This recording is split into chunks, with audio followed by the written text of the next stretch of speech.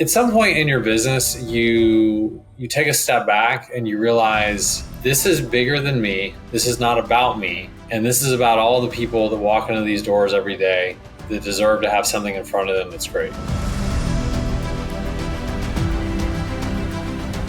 Hey guys, Damien Stevens, host of MSP Mindset, founder and CEO of Servosity. Today, I continue my mission to interview 100 of the fastest growing and most interesting MSPs on the planet. Today, I am blessed to be joined by Gray Mabry, and he shares how he built an amazing $40 million MSP entirely bootstrapped. And the secret, if you want to call it that, is it's all about the people and the culture. Now, I will let you in a little secret. All of the top Titans that I've interviewed have built an amazing culture. And he breaks down what culture really means and the secret ingredients to build the best place to work. So if you want to learn how Gray built his $40 million MSP and the best place to work, don't miss out on my conversation with him today. So Gray, you have an interesting story. And I think a lot of people just want to understand how you built iVenture without any PE or other funding, outside funding, to 40 million in revenue, 185 employees. We're going to get and dig into that, but take me back to the beginning and why did you start and what was the early vision, if there was even such a thing? Yeah. No, by the way, we were just talked about good podcast answers. I was just going to say yes. That'd be a perfect answer. There you go. Just give you a one-word answer and then sit and stare. I don't know. The very beginning, I think a lot of people, I'll put it this way. I do a new employee intro with anyone we hire, and that's from intern to like senior level engineer, sales. I spend about an hour and a half when we go through like history of the company and the why. And I think sometimes there was an expectation that, we created a company. It was business school, it was a business plan, then it was execution of the plan, then it was like, revising the strategy for the plan. In reality, it was more of a passion project. And, the plan and the strategy came later. The passion came first. And I guess if I had to go really, really far back, I didn't know it at the time, but I would say growing up, I was always an entrepreneur. I always wanted to, I say control my own destiny, but, seek to control my own destiny. Sure. But there was always this desire to build something, create something, to experiment, to try different things. And I think that I remember, cutting grass in the neighborhood and passing out flyers on about 100 houses in the neighborhood and getting exactly 0 calls back. That resonates because I have teenage boys, and we just did that. Handed out about 100 flyers and realized nobody calls. No, nobody calls. That's the way it goes. Yeah, it's the first sales lesson I guess I ever had. But I think the idea of starting the company, I couldn't articulate it at the time, but it was a passion for, having this thing that I created, having this thing that I can influence, having this sort of playground to build, grow, and try things out. But it wasn't, the real story was, it was like many people following the corporate ladder, went to college, followed the corporate ladder, looked at different jobs, started in different positions. And it was happenstance, did a side IT project for a local, business executive. And I did it with a friend that I grew up with and went to college with. The two of us did this project together. This local executive and now friend pulled us aside and said, there's something I see in the two of you that you just don't see a lot. And I think you guys should make this a thing. At the time we were very young and driven, like success is getting like a big job at a big company. And that's what we were driven towards. And of course we do this. We're like, wait, what? And he's like, no, trust me. He goes, there's something here. There's something in you guys. There's some passion that you just don't see. And this is something to pursue. And so that was really, it's very hard. And I use this a lot. It was having someone around us that was able to see something that we didn't see in ourselves. What was it he saw?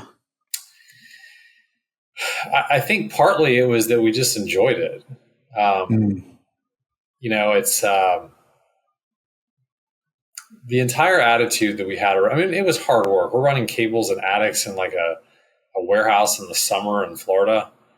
By the way, this warehouse wasn't in, not in the greatest area of town. So we're there at nights and weekends. Like we were like, ooh, ooh, like, you don't spend a lot of time in the parking lot at 3:00 in the morning in this area. Mm-hmm. Well, we were just super happy to do it. We had a great attitude about it. The problems were hard. This guy had been through 2 different IT options before that had failed. We were having to undo a mess. Basically, it was this is not a posh white collar environment. This is, it's a printing press, and so it's, you've got people that are like, need to get the job done because they want to get home kind of place. So my point is, I think we just had the right attitude, and we didn't come with any baggage. We didn't come with a preconceived notion of what we need to get out of this. It wasn't a financially driven model. It was, we just enjoy doing this work. We can help you guys out and, obviously make some money on the side, but it was fun. I think that's what he saw. Interesting. I'm sure I see him at least once a year. He's a college professor now, and I sometimes will talk to some of his classes. I'll have to ask him. Yeah. That's really cool. So tell me about the beginnings and, how did you get the first few customers? How did you actually get your start? So I go back to, his name is Jim, but our mentor that helped us get launched was just, we did this work for, it was a family business that he referred us into. And he's like, again, I see something in you. And he goes, I'm happy to connect you with some other people in my networks that I think might be able to use some help. And so he made some great introductions for us at the time. I don't think there were a lot of people thinking about IT and service the way we do.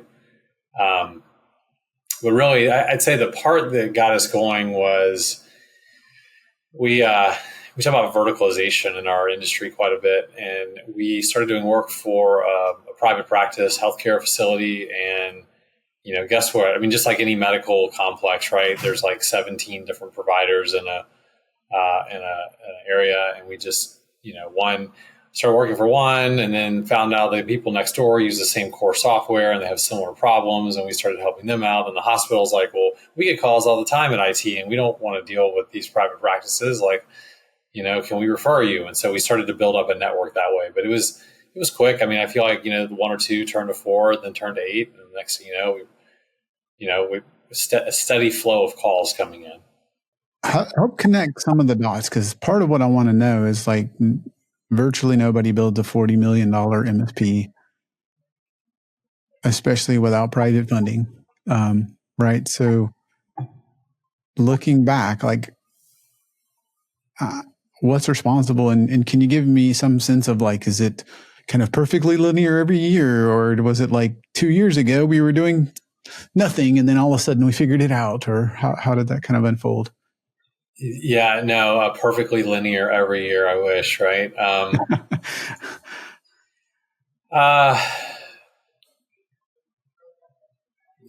We've been through different iterations. We were like, when we started the company, like anything that had to do with any sort of tech in which you would be willing to pay us any money, we would go do for you.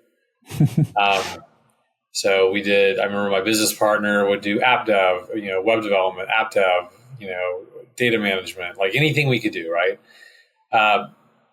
And I would say that was lumpy growth, right? Like, you're a small business and you pick up 5 new clients and one of them is really big. Well, you just doubled your revenue. So, that's kind of, how that graph looks. Yeah. I'd say the last 10 or 12 years have been much more structured growth, because when you get to a certain size, like you can measure, well, if I put these inputs into it, I'll get these outputs. So if I make this investment in a sales team, I can expect this result. So of course you get a more linear growth, because these micro changes of the input, you can measure that output, whereas when you're small. But I think the quick answer is, how do you get to $40 million and you're not private equity backed? And I would say this: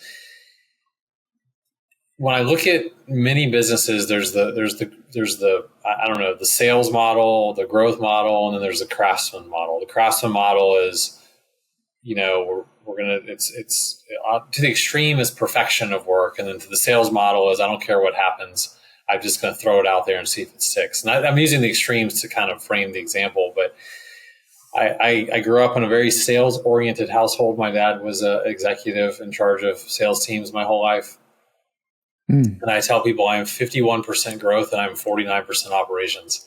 And that 1% differentiator right there in the middle is a huge difference. And I think what it means is I'm more apt to find a way to say yes to get that growth than I am to find a reason to say no and seek of perfection. Hey guys, Damien here. As I continue to interview the top MSPs in the world, one thing has become incredibly clear. It's time that we let go. Even more than that, every time I focus on my zone of genius and get out of the way and do the very few things I'm good at and delegate to others, I'm ready for that next level of growth. So if you're ready for that next level of growth, one way that I could help you is with Servosity.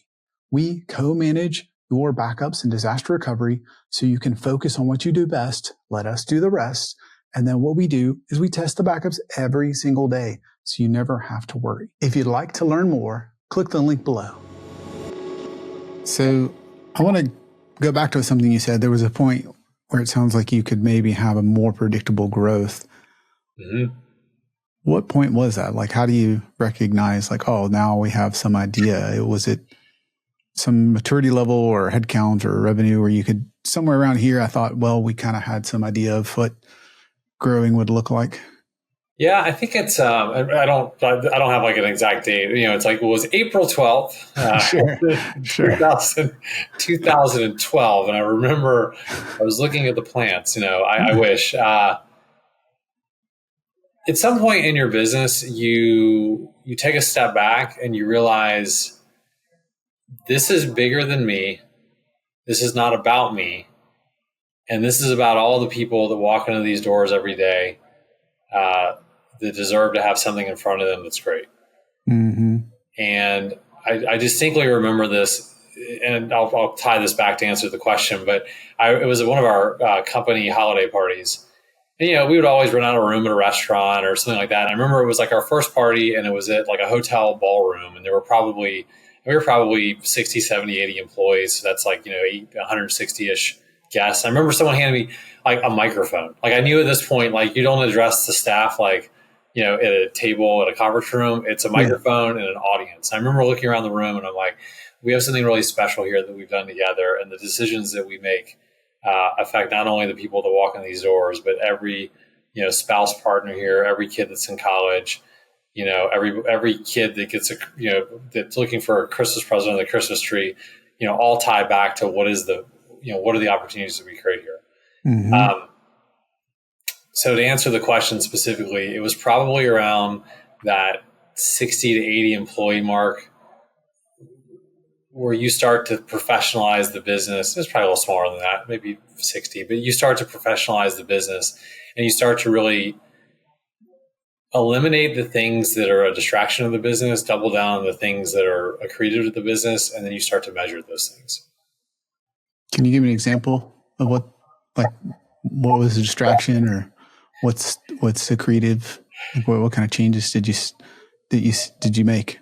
Yeah, I think that probably the most significant one is getting very defined about what types of clients that you will accept into the organization. Both from a profile, like is it an industry that we can do well with? Is it a size that we can do well with? But most importantly, the culture of the clients that you're going to bring in the door. And it's, I always say when you're in startup mode, you don't think as deeply about that. But when you're in mature mode, you think about, there are two clients. Client A is $8,000 a month. Client B is $8,000 a month. Client A is going to have a positive impact on your employees. They're going to find success. They have problems that we can solve. They have a culture that fits with ours. Maybe the other client, problems aren't in a total alignment with what we can do. Maybe their culture is we know isn't going to mesh with ours. And you look at the exponential drawbacks to that type of client versus the exponential growth from this type of client. And that's a decision point. Mm-hmm. So I think that's probably where that was a big turning point for us. So I know that's easier said than done, at least in my experience, to define who we say yes and who we say no. It's still hard. How did you even start to grapple with that? Like, do you have any advice for, if I'm starting to figure out, like, maybe I shouldn't take on everybody that can fog a mirror? Like, where do I start? It's a great question. For us, we established a set of norms. And we're a Jim Collins shop, for lack of a better way to put it. And we talk about the SMAC, the recipe, simple, methodical. So we create a recipe of, like, here's what we're after from an employee standpoint. Here's what we're after from a client standpoint. We started using that as a defined filter. It's easier said than done. I mean, I remember the other day I was meeting with a potential client, and, two of the people in the room where I could tell we're going to be like, this is going to be like a knock out of the park culture. One of the guys, I don't know if it was like he's just kind of posturing, like, but I'm like, if you're like this every day, we're going to wear out welcomes real fast. Mm-hmm. So that's why it's so hard, because I can't, we have more meetings to go, right? We're going to figure it out, but we're going to do all of that extra work and have all of these meetings to figure out, is this going to bring us down or is this going to bring us up? But I think the recipe was helpful, but then it's just in practice, like trying to find out, where people are is the hard part. So if that's so much work, why is it that you do it? Because when we get new clients, we get new problems to solve, and they're fun problems. Mm-hmm. I mean, it goes back to the very same thing I said when we started the company. Like, they're just fun problems to solve. Mm-hmm. And those problems are what create interesting opportunities for us. So we get a chance to, if they become a client, they have these like gnarly problems that no one else has been able to solve. They've had different IT options before, and I think we'll do a great job of solving those. We'll learn a lot. We'll get to be heroes along the way. Like, it's some fun stuff there. And why is it so important to weed out the wrong ones? I think the impact of I hate to say this, but the impact of a great client is, I don't know, let's just say I don't know how to measure this. We'll just say you get like a small fist bump. You could bring a good client in and the team says like, oh, great, we like that fist bump on that client. Mm-hmm. You could bring in an equally bad client and you get like a hard punch in the face.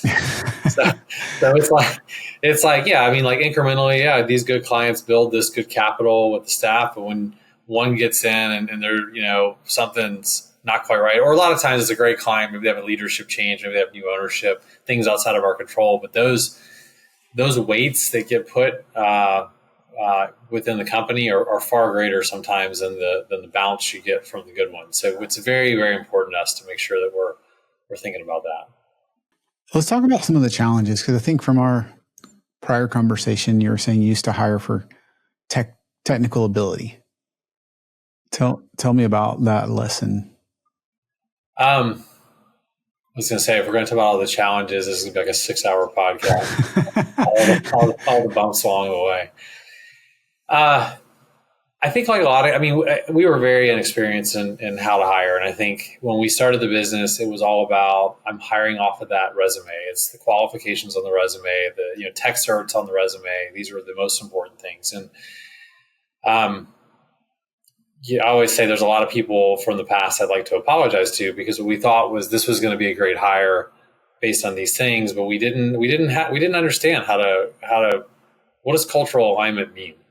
Mm-hmm. What questions do you ask to figure out cultural alignment? What do you share about your own company so that the candidate can decide they can disqualify themselves or qualify themselves? So we didn't focus on those things. Instead, we focused on, certs and capability. And so we had we've had some just incredibly, especially this first 6 years, some very incredible technical talent that I would just like to go back to and apologize because we both knew that it wasn't going to be a fit. And, it ended up not being a fit. But once we dialed in on that and we figured out, okay, well, let's lead with culture. Let's lead with culture and attitude, and then we'll qualify tech. Our hiring process, the talent we brought into the organization, the tenure of that talent, all of that started to change. So I think it's easy to say, I'm going to hire for the right fit or culture, and then hard to define what that means, hard to even define what that means in the hiring process and do that differently. I know I feel like I've made just about every hiring mistake you could possibly make. Yeah. What was different? Like, how did that change how you hired in your hiring process? Or what did we change in the hiring process, or what was the outcome? Yes. We'll start with the process, but yeah. Yes. No. One word answers only. All right. So thinking back, probably one of the key realizations I came to, and I don't know if this was advice that was given to me, but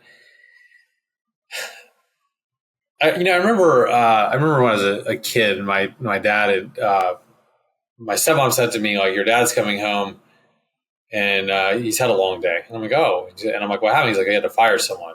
And he managed pretty large sales organization. So it probably wasn't uncommon that someone didn't make it. And she's like, you had to fire someone. It's always tough. I never really thought much about it.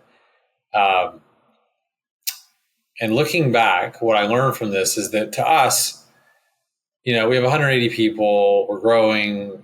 Obviously we've hired people. Some people haven't worked out, but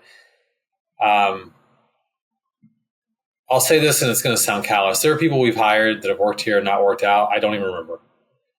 But to an employee, including me, if you've ever been fired from a job, you remember that for the rest of your life. Yeah.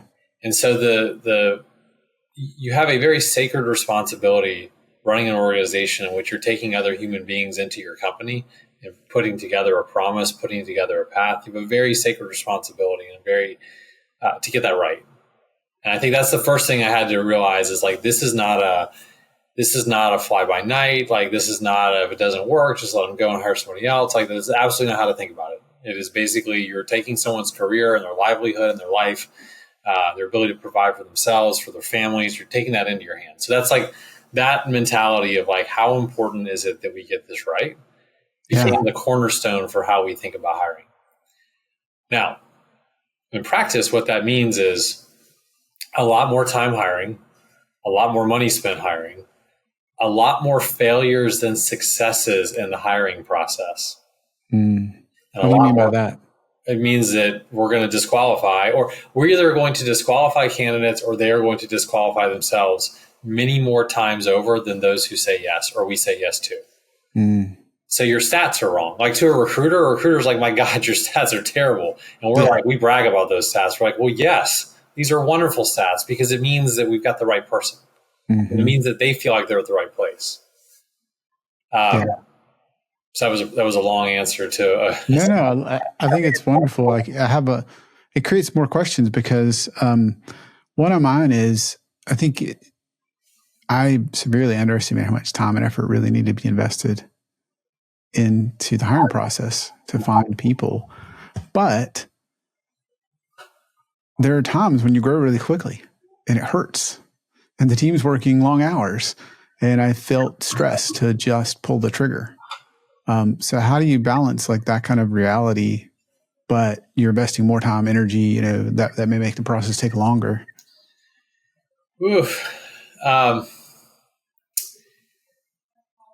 So I'll talk about tactically how we accomplish some of that, but just from how do we think about it? We talk openly about what's it like when we hire someone on the team to sit next to you and they're a win? And what's it like when we make a mishire or a candidate doesn't self-select and they get in that seat and it doesn't go well? So tell me about a time that you had someone next to you that shouldn't have been in that job. And everybody here, right, they could be at this job, it could be a job they had before, can tell you about, oh my gosh, we hired this guy, he didn't know how to do this, or this girl was supposed to, everybody has that story.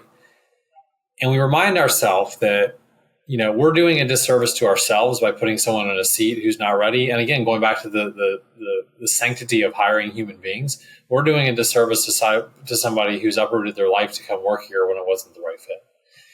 And so that understanding creates a longer runway and a greater patience with the current staff, where they go, I understand it's going to be a crappy week. I understand it's going to be a tough few weeks, maybe a few months, but I know the alternative isn't better. I know the alternative only will feel good for a week. And so that getting everybody on board with that narrative and that understanding is number one, because people understand the importance. But tactically, it's about creating space and buffer within your organization. And I think, and going back to like the difference between when you're, I should say you're a smaller MSP versus now, the one area where I feel like we've made the most investment that's had the biggest impact is build a bench. And it's expensive and your metrics don't work. And if you had an investment bank or somebody like pull your metrics apart, they would go, why are you so heavy in labor over here? Why is it that way? And the reality is, two reasons that we have a big bench. One is it creates capacity for a team. So when there's an empty seat and we've added some new clients and we need some overflow, we have a bench of people that can help with that. And the second reason is that big bench of extra talent, but that big bench of up and coming talent gives us a place to pull from for promotions. So most of the people that have been promoted in our company, that's about 80%, have come from some other role in the company that they grew up and in. And so now, that's huge. Now when they're in that, especially a more technical or a more senior technical or a client facing role, they know the system, they know how things work, they know the process. They probably, they've already talked to, half the clients. Like, so it's, it's a solve for the recruiting problem in our industry. So that brings me to something that you kind of hinted at, but does that mean that you typically are hiring more junior talent if you're looking for culture fit or softer skills, or however you want to word that, instead of just hey, I'm the traditional approach of I'm looking for an L3 that has skills with XYZ, and then you're hired. Does that mean you take more of a build a bench, develop talent over time approach? 100%. Yeah, it's I'm not saying that. I mean, look, we have some great senior level tech talent, some great senior level, specific role talent that we've hired from the outside that have done well. Same interview process applies, right? Is it a fit for you? Is it a fit for us? Like, we've got to go through the steps. But whenever possible, promote from within. It's actually in our SMAC, by the way. Promote from within wherever possible. And so, again, we may hire someone into a tier 2 role, and then, but we know they really want to be in that tier 3 role. Well, then let's create that path for them, because by the time they get there, they're going to be that much more seasoned. So the bench doesn't always, to answer your question, yes, most of our hires, we will start intern, knock, help desk. However, it is not uncommon for someone to come work maybe at a more senior level position, and then they've moved to a different senior level position over time. So the same process of maturing in the role and maturing with the company applies. So this may sound like a really dumb question. Why is this so important to you? Getting this right, getting the people right, the right people there. Do you ever remember, like, you're a kid. I have a 12-year-old daughter, and we talk a lot about this. She just started middle school. The friend group's changed. By the way, if she listens to this podcast, could have absolutely right in the camera. I don't know how. I love you to death. I don't know how good we're doing attracting that audience for this podcast. No. In school, like, she told me one time, like, we Googled all of our parents' names, and there's like there's a hand, and she found stuff on me. She's like, look at my dad in this YouTube video. That's funny. So I'm careful. All right. So if you remember back, like, as a kid, there were these moments where the world was just right. And your friend group was solid. You had the right people around you. You felt, in fact, I wouldn't use words like a 13-year-old. I felt supported, and I felt like I was part of a group. Like, these aren't words you use. You're just like, I don't know, my friend Mike is super cool. I met him playing basketball when he rode his bike by my house. Yeah. And now I went to his house, and like, his dad has a crappy boat that he lets us take out, and Yeah. Like, you don't know. You can't articulate why. You're just like, it's summer, it's Florida. We have a boat that sometimes works, and it's Mike and like this other kid down the street named Jay. I'm just, point is like the world just feels right. And you compliment each other and it feels good. And in some jobs I had, I'm talking about jobs like growing up in the professional career, some felt like that and some didn't. And the ones that didn't, it felt like a never ending grind. It just felt like you just went to work and whatever the day was, and you're just like, my gosh, like I just got to get through the day, just head down, get the job done. And the ones where that crew was there, you just feel like I could do this forever. I don't even know I'm at work. This is so much fun. And I think that's what I'm trying to create. And I guess like to be selfish, like I work here too, right? I want my leadership team to click. Yeah. I want to click with my sales team. I want to click with, with our tech team, with our project team. I want to go meet them on a project and it'd be cool. So I want that same, I guess I'm chasing this feeling, and that's what I've been chasing for. And I guess the difference is I have the ability to affect that change. Whereas I think a lot of people, maybe don't, and I do. And so that's what I'm after. Yeah. To me, it's always been one of the biggest blessings and responsibilities. Yeah. Because when you start a company, you get to choose who you work with. And because I can very much relate to working at places that I was like, this is horrible. Yeah. Right? This is not fun. And ones that were just like so much fun. It was like, do we have to leave now?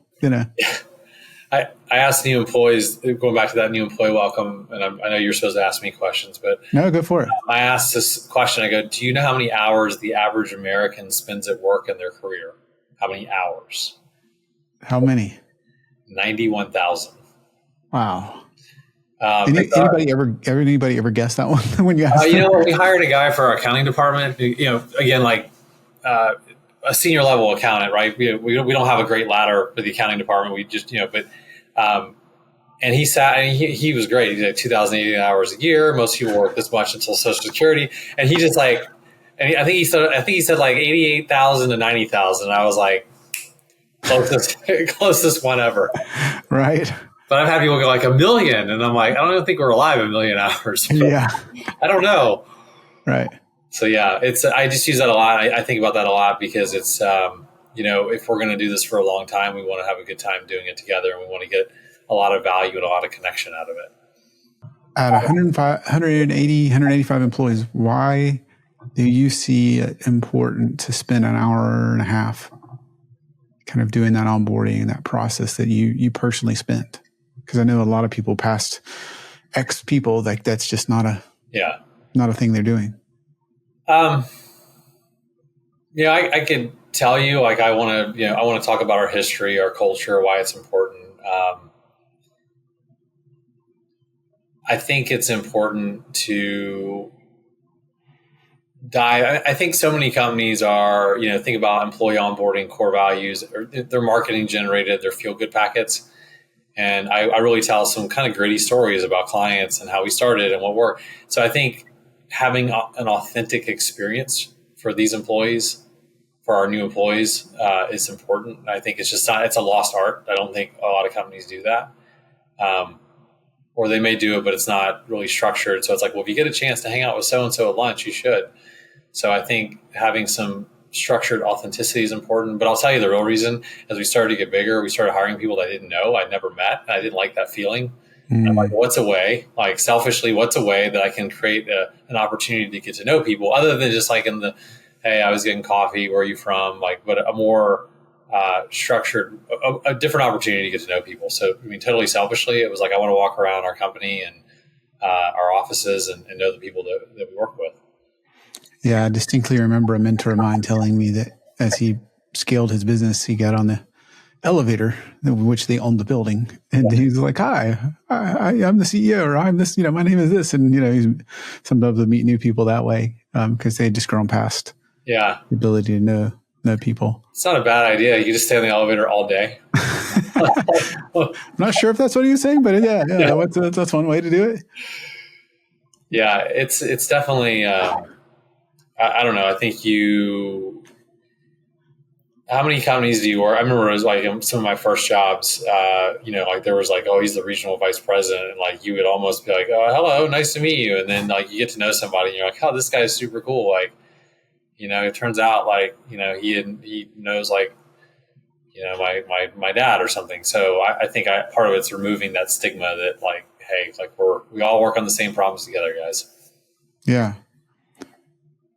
Can you give us something to take away from that? Like how would you recommend others do what you're doing if I wanted to say, oh, I want to spend that time either selfishly and or to instill that authenticity? Like what are some practical ways you do that? Well, I think being intentional about it. So number one is it's got to be intentional. It's got to be sacred time that's on the schedule. And granted, look, well, like, hey, like I've got 2 new employees to welcome. We have a 3rd guy starting Monday. Let me move this a week and we can do it together. But that's not what I'm talking about. But I'm like, there is not a new hire that comes in that doesn't get put into a session. So everyone's intentional about, including my HR team. I point to everybody like where they are. I can see where you're pointing. Yeah, right. Yeah, including my HR team, knowing that this is important. This is valuable time. So intentionality is important. But I think the thing for me, and this took me a long time, this is why I can do it now that I couldn't do it back in like 2006, was really getting the stories right. Because we have so much content and like so many things have happened, but getting the narrative down where I can tell a story about what does 91,000 hours mean. At what point does a salary make up for a bad job? Like these are like talking points. Like, so you're getting that narrative down to where it connects, right? It connects to people where this may be their first job. They may be a senior engineer who they've done this. This is their last major job of the career. So getting a relatable story that hits on the high points of the business and getting that into compelling content took a while. So I went through this with people that have worked here a long time, and they gave me some super brutal feedback. I went through it with my leadership team. By the way, at the end of every survey with the new employees, they get an anonymous form to tell me what I should add to the next group and what I talked about that they didn't think was important. Nice. So being just super humble about like, I'm talking about yourself, right? Always feels weird. And so getting over that and then having people give you feedback and being open to hearing that was really important too. So those are some big things to get this off the ground. Culture is a loaded word. I think so too. How do you distill that in your company, or like, and how do you like, this is important that you do this. And it obviously shows it's important because you're spending that time with them in that first week. But what else do you do to distill culture, whatever that means? Yeah. Across your company past day one. I love that you said that, because I often, again, I share your belief that I think culture it's an overused term that doesn't resonate a whole lot anymore. Right. Yeah, because I've yet to meet somebody that said, I want to have a bad culture. Well, right. And I've met a few people that didn't really care about people, but like very few. Like, so most people care, want to have a good culture. And then it's like, now what? Because culture, there's so many things and so many examples. And to me, they're usually not applicable, too broad. I think it comes down, I think the first thing for us was, I'm going to talk about core values for a minute. And by the way, I think that's like, when I ask people like, tell me about your culture, and they're like, we have great core values. I'm like, well, what makes your culture so special? And they do the hand over heart, like, we have the best people. And I'm like, we're still not, we're still not getting anywhere. Yeah. It's about like an MSP saying our support is better. Yeah. It's like, we have great people that provide great support. It's like, well, what does that mean? I want to answer it one way, but I'll start with, I put culture into 3, like I talk about like the 3 things around culture. I always tell, again, this goes back to new employee. I tell new employees, I say, hey, there's a lot of places that you work or a lot of brands you work with that have marketing generated core values. They sound nice. They look good on the wall. And I go, but I'm going to talk a little bit about our history of our company and what, how we got here. I'll make this super fast. Like, and I spend more time. I grew up, like my business partner and I worked in like grocery stores growing up. It's super hard work. It's manual labor. It's hot. You're there until 3 o'clock in the morning. So core value one for us is work hard, because the culture in that world, like you quickly disqualify the guy that doesn't want to put the work in. It's the guy that stops by when you've got half a pallet left and it's midnight and he's like, I have 15 minutes until I hit overtime. Let me help you knock out some of that pallet. Like that's work hard. So I tell stories about like, these are what these core values mean and where they came from. So one is not having marketing generated core values, but having things that you're actually willing to live. So we talk about defining core values in a meaningful way. So that's the first thing that I think is super important. We talk about how do we want to grow and instill those core values. And so some really interesting things that we do, any recognition that we do is around a core value, or we have a thing called fundamentals too, which are more defined behaviors, but basically it's defining core values and these things called fundamentals. It's growing those through recognition, using these terms in interviews. When we do interviews with new candidates, using them in how we talk to our clients. So we have to use the core values and the fundamentals in our daily life. So again, they can't be like a book on the shelf that just gathers dust. It has to be a routine thing. And this is the one, it's funny, this has gone in and out of new employee welcome and people generally like it, but I talk about, are you willing to protect your core values? What I mean by this is, are you willing to disqualify a great candidate from coming to work at our company? And are you willing to fire someone that works here for violating your core values? And if the answer is no, I'm not willing to do that, then I go back to, do they mean anything? Yeah.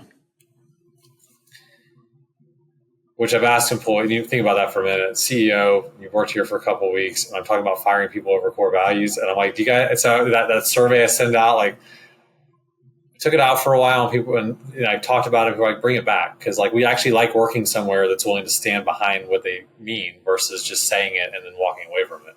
Do you get more scared from that or reactions and then they come around and see you? I imagine long term that works well. I just wonder if there's shell shock at first.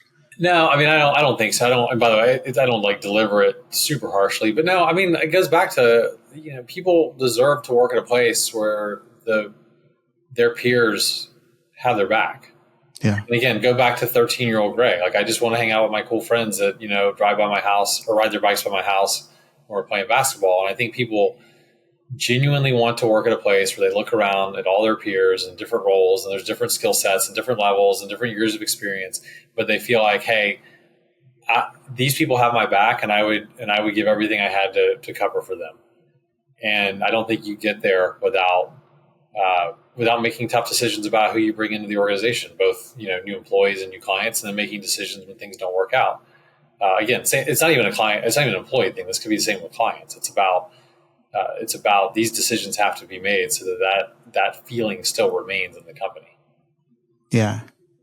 It's something we discuss regularly. And because there's at least in my experience, there's nuance. I'd love your take on this. There's nuance because we are here to solve problems. Mm-hmm. So sometimes they come in and their hair is on fire. Yeah. And we just need to help them. And sometimes they're not always happy.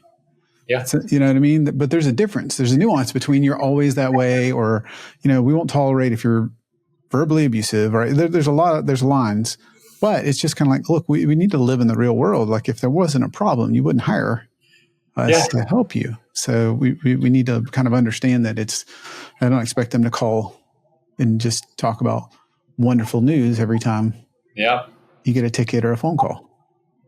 I tell this again. So I go through our SMAC, and one of our SMAC items is we see clients who value our people, process, and culture. And so, and that's broad, right? Like we have to define, like I mentioned the client we met with, I'm trying to figure out, do you really value our people, process, or culture? I know one of you does, two of you do, one of you maybe not. So I'm trying to figure that out. But I always tell people that, and everyone's like, the employees like, that feels really good. I'm like, but by the way, just for the record, you will get yelled at by a client about a printer in the next 30 days.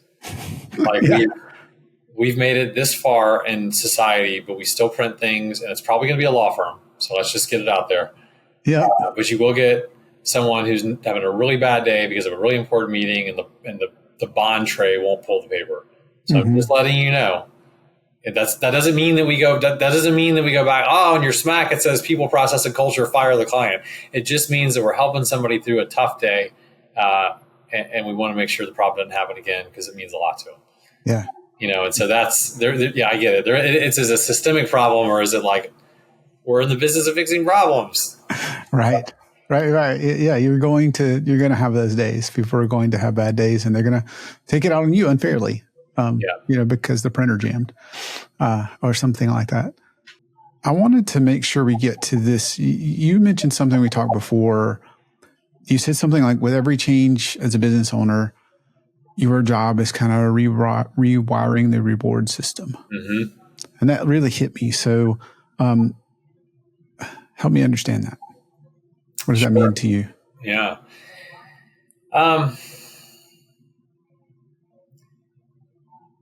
We tend to, I'll just speak for me. Like I speak of like we as a society, I'll just speak for me. Like I tend to focus things where I can feel, I want that dopamine hit. Mm-hmm. Some of those things are like, high value, right? Like spent some time with one of our sales offsites, and we had a really good, learning session. And I walked away and went home and told my wife, like, what a great day. And like, we did it. So that's like a big, but there's other dopamine hits that are probably less valuable. Like I like having a really clean inbox. Mm-hmm. Like, it's probably not going to move the needle in life, but I do have a clean inbox. But you got inbox zero guy here. Yeah. What is it like? Either like handle it, forward it, delete it, like one of those like models. But yeah. But in all the different phases in life, or my career and owning an MSP, and all the different things I've done here, each carries a different set of rewards, and sometimes it's hard to let go of what used to feel rewarding to move on to something new when that reward may be undefined. This is like a leadership problem. Like I don't know, like there is no one's going to tell me like, well, I mean, maybe like no one's telling me I did a good job. It's basically finding that new track for what is the reward, and a lot of times at this level and at this size are very ambiguous wins. Mm-hmm. So again, I ran our project team for a number of years, and like well-executed scopes, I could see those metrics and I could see when we nailed it, or a client that's like, man, you guys onboarded us and changed my life and things are great. That was my hit. And letting go of that to move on to something else, I was like, well, no, I'll be in the project close meetings, because I'm looking for that dopamine hit. And so I think a lot of times as I transition to these phases, it is, well, this thing that I'm doing now doesn't have a defined set of wins. So we don't know what a dopamine hit looks like. You'll know it when you get there, but we don't know what it is right now. Mm-hmm. It may not be instant. Working with a long-term employee to help them grow their career, I can look back at certain people years down the road, and they're like, yeah, this is great. Like I'm here in my career. I remember starting here, I was down here, and that feels really good. But that was 10 years in the making. So a lot as I go through these phases, it's intentionally thinking about what is the reward system here that I need to feel a good day's work. Mm-hmm. And figuring and being, I used to not ask that question. I would just get frustrated, or I would go back to things I was doing before because I was looking for that hit. And now I'm more intentional about, all right, Gray, in your brain, how do we define what a good day's work is? So that it's like, how do we know that we got all the pallets knocked out and the stock room was empty when we went home? Like all the way back to a grocery store, right? How do I know what that feeling is going to be like in this new thing that I'm doing? Did you unload the dairy truck or whatever from the grocery store days, right? You got it. Yeah. But don't worry, the driver's going to want to the driver wants to leave as fast as you can unload the truck, so you don't have to, he's not sitting around waiting on you. I want to switch gears. What's the biggest lesson you've learned in all your years in business? God, I don't want to be the cliche, hire the right people.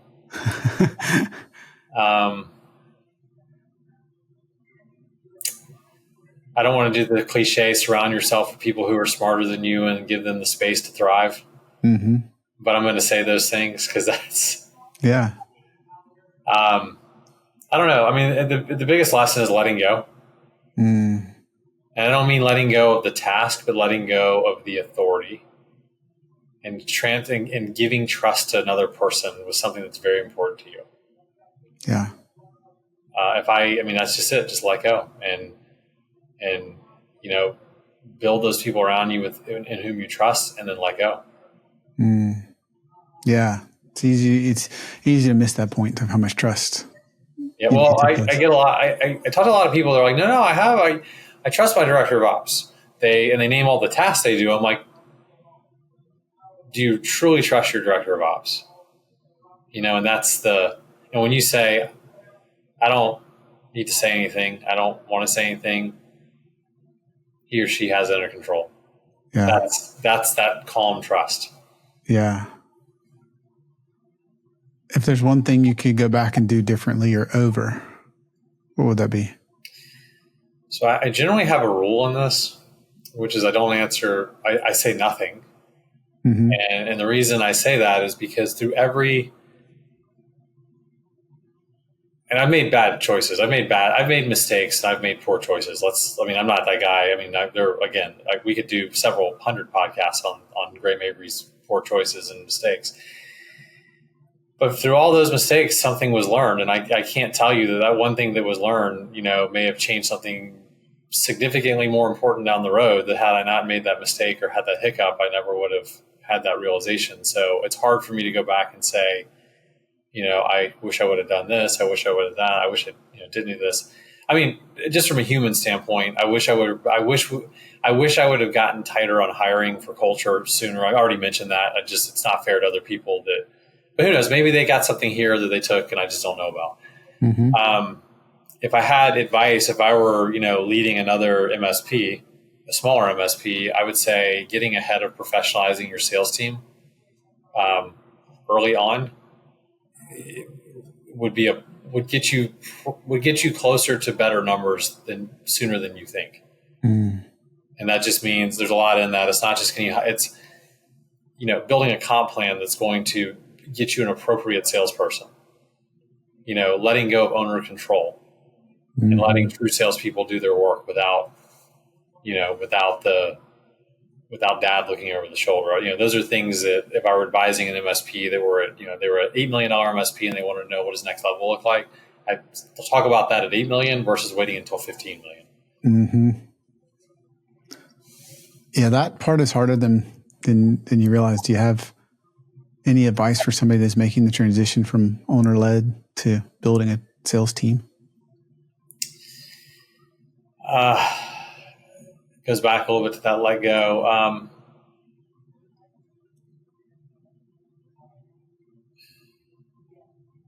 Spend the time with the right person.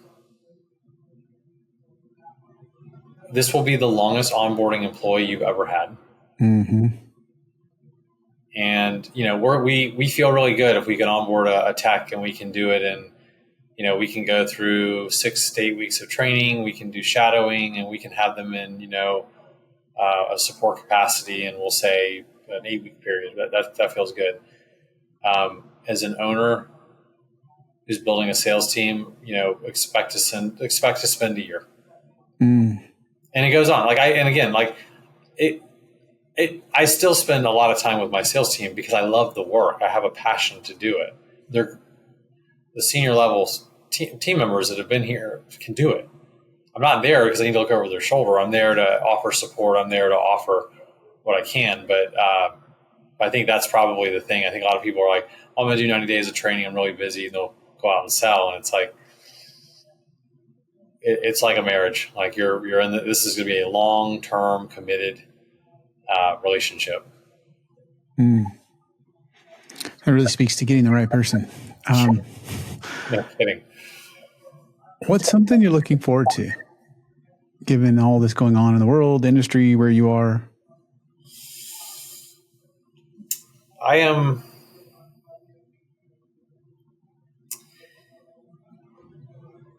looking forward. I mean, I'm just going to use AI because it's just like it's such a thing, but I am looking forward to the promise of AI being realized. Again, I want to get beyond like the cool images that I can create in ChatGPT or the super detailed spreadsheet that I just got a 5-sentence analysis back on that's perfect. Like I want to get beyond that.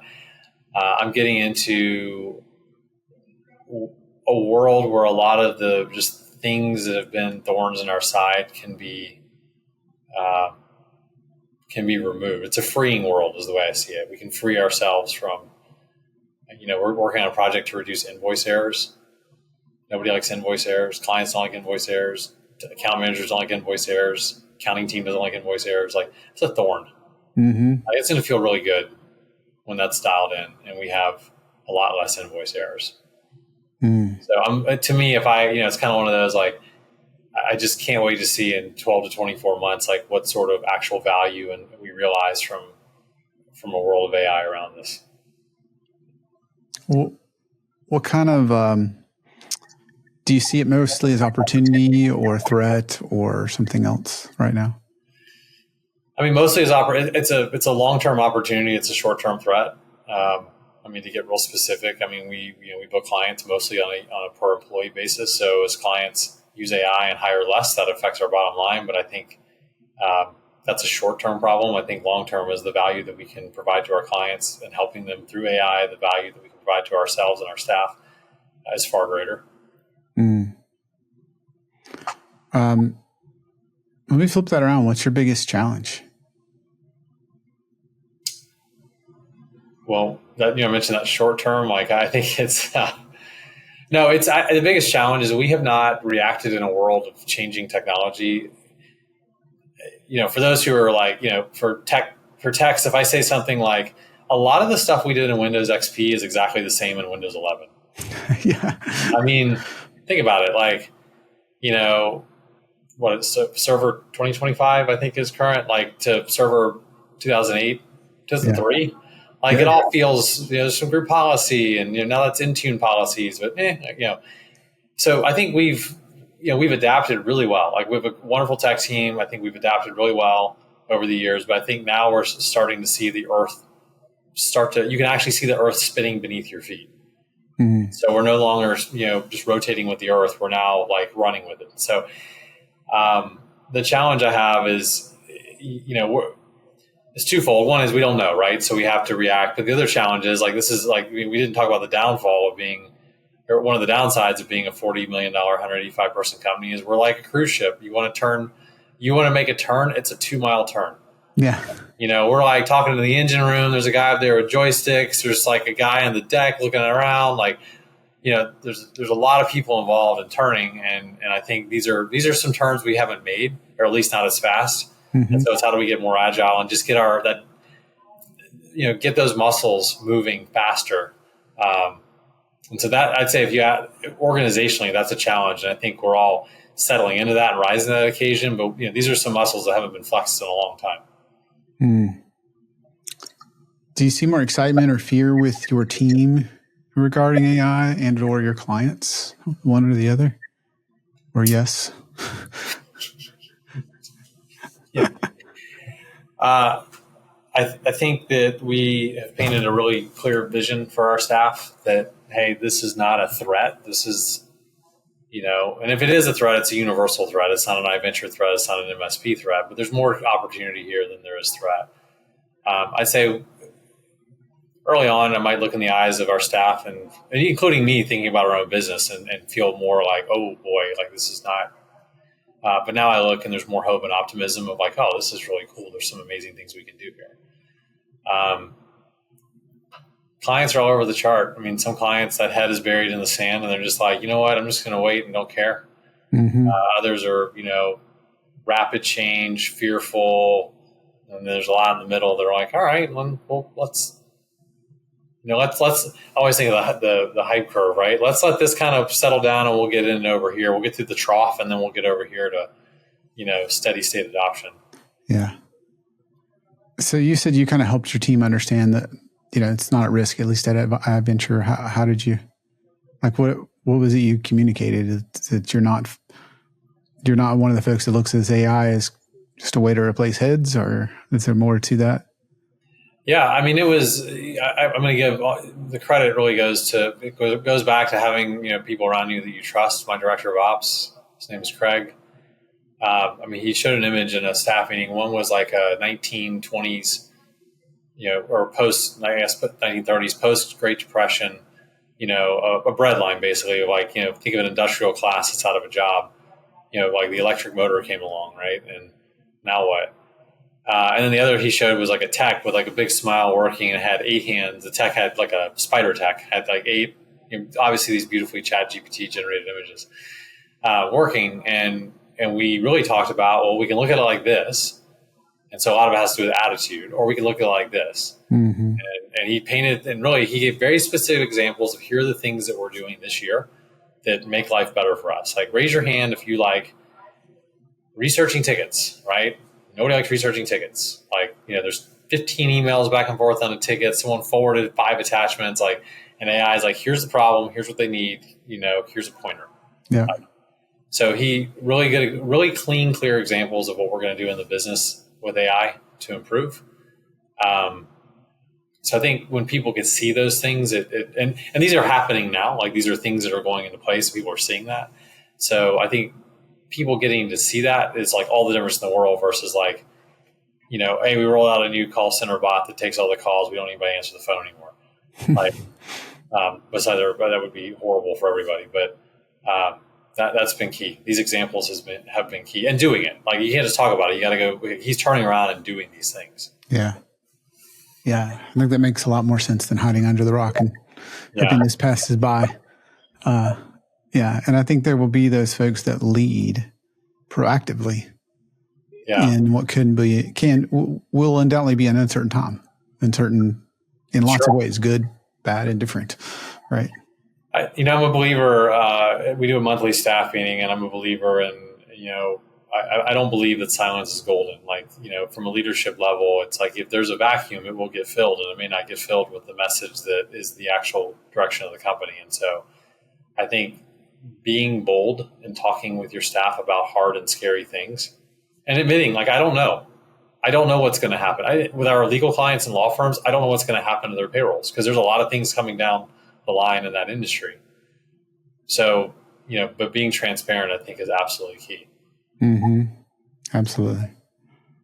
Is there one book you would recommend to other MSP owners?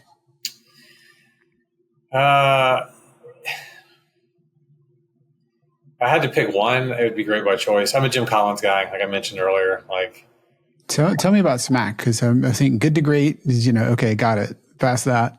Yeah. So Great by Choice and SMAC, I'm almost 99% sure is in Great. I've read all of them. They all blend together, but I believe SMAC is in Great by Choice. And so it's this idea of like having a highly defined recipe for success in your business, and one that you're going to stick by. And the whole thing is like the recipe is easy to follow when things are good. Like one of ours is seek only clients who value our people, process, and culture, like I mentioned earlier. Well, that's great when you have a super fun, you have a full pipeline and clients are just, lined up to come in the door. But when things get thin, I don't know. It seems like I don't know. Like they actually said, I don't care about your process. I just want to have, you're like, but so you got to have that fortitude to say, I'd really love to have a client right now. I'd love that revenue, but I'm going to go back to our SMAC. Yeah. But no, that's probably one of my favorite chapters in the book. I think they use Southwest. They use Southwest as the example, but it's like they only fly 737s, right? So they only have to train their maintenance techs on one type of plane, type rate their pilots on one type of plane. So there's all these like effects that come with having that SMAC item. So I use that as an example for our staff. I can like talk them through it, but that's what we're after. Yeah.